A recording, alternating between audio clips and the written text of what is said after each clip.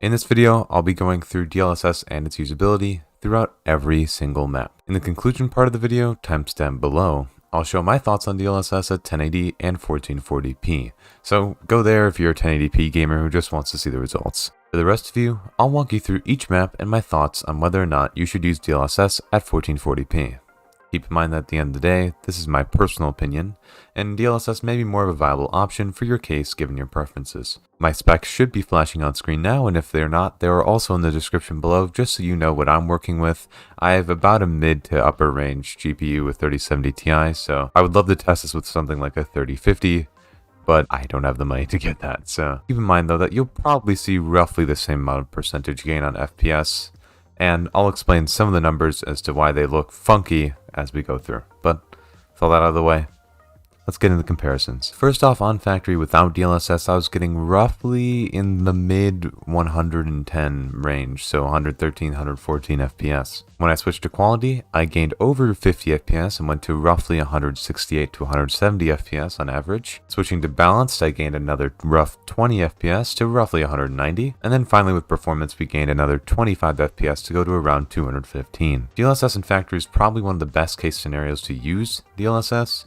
A close range, packed environment that doesn't require you to see much fine detail. On the other end, it doesn't really make sense running this on this map unless you really need the breathing room, rock quality only. And also, if you need DLSS here, we're going to be in some tough shit for the other maps, so you better be ready. Customs is our first case of disappointing results, and I'll tell you why they're disappointing in a second. But without DLSS, I was getting roughly 100 FPS, dipping below 100 on some occasions, but bumping up to quality, we saw roughly a 45% gain, going to 145 FPS.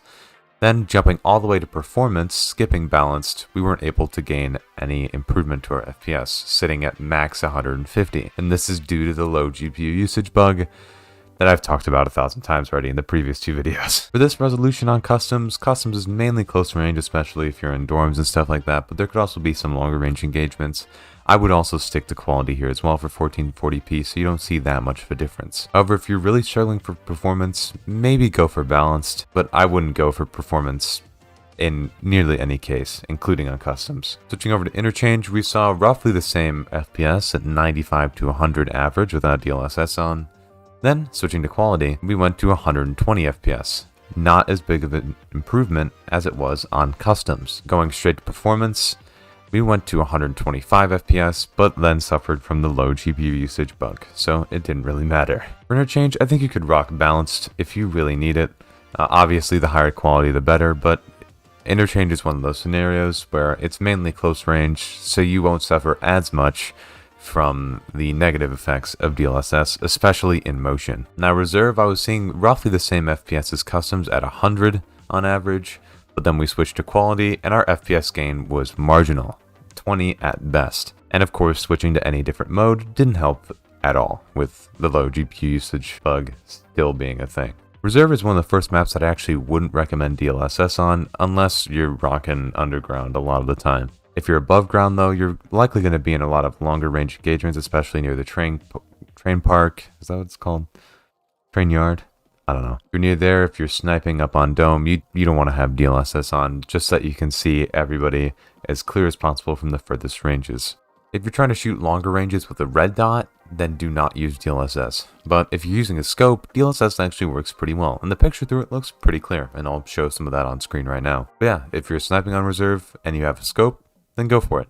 If you don't, do not. If you really do need it, stick to quality, no less. Woods is actually one of the scenarios where I was expecting DLSS to perform the worst. With all the foliage and stuff, I thought it was going to look pretty garbage, but it actually performed pretty well, and actually gave us one of the highest FPS gains out of any map. With no DLSS, we were sitting at roughly 100, and with quality enabled, we went to 140 FPS. However, there was no FPS gain available when we switched to performance mode, due to low GPU usage. I don't know if I'd necessarily recommend DLSS on Woods, but from my testing, it's one of the maps that actually benefited the most from it. So, if you plan on using DLSS and need a little bit of extra frames, Woods may be the map for you to at least get the most bang for buck. You'll be losing a decent chunk of quality, but also getting a good boost to your FPS, almost 40%. Shoreline was actually one of the maps that ran the worst for me, sitting at an average FPS of about 90, depending on where we looked. But with quality enabled, we went to the mid 120s, so 122, 123 FPS. And of course, same deal with performance, low GPU usage. Again, playing with DLSS on Shoreline would probably be a bad idea, as you won't be able to see people trying to snipe at you from longer ranges, especially when you're trying to approach resort. Once you're in those locations though, then I feel like it'd be okay to have DLSS on, but also I don't think you want to be switching DLSS on and off depending on where you are on the map. So for Shoreline, there's not much of an FPS gain anyway. I would just stick to without DLSS unless you really need it. Lower other settings first. Finally, going to the newest map, Lighthouse, we're sitting at, with no DLSS, 97 FPS, and then with quality, we saw a meager gain of roughly 10 FPS, going to 110 on average. This is the worst gain out of every single one of these changes, and I'm pretty sure it has to do with my VRAM usage, at least in part, as I was maxing it out without DLSS on. And of course, with performance, we didn't gain any more FPS due to the high prevalence of low GPU usage, for me at least, on Lighthouse. Not to mention, with the longer ranges you'll generally be fighting at in Lighthouse, with the rogues, you don't want to have DLSS on for the most part. So unless you're fighting in the chalet area or actually pushing into the rogue camp, I would never recommend having DLSS on. If you jumped to this part of the video for the conclusion, or if you've been watching till the end, here's my final opinion on DLSS as a whole. At 1440p, you'll be expecting a decent gain in performance most of the time, sometimes up to 40 or 45%, but you will likely see the instant effects that DLSS has on your visual quality. Though it can get nearer to original quality, there's still a lot of issues with shimmering due to the AI's manipulation of the textures. It's hard for me to describe, so I'm going to have something playing on screen that I saw, I'm pretty sure on customs, so that you guys can see what I'm talking about. This weird shifting of the texture as you get closer to it and the manipulation of the pixels makes it look really funky, and I feel like it's generally distracting when you're actually playing the game. If you can get over this hiccup though, you may be able to run this game pretty well with DLSS on quality mode. If you really need to, go to balanced at 1440p, but I would not recommend performance as it severely hinders your vision at longer ranges.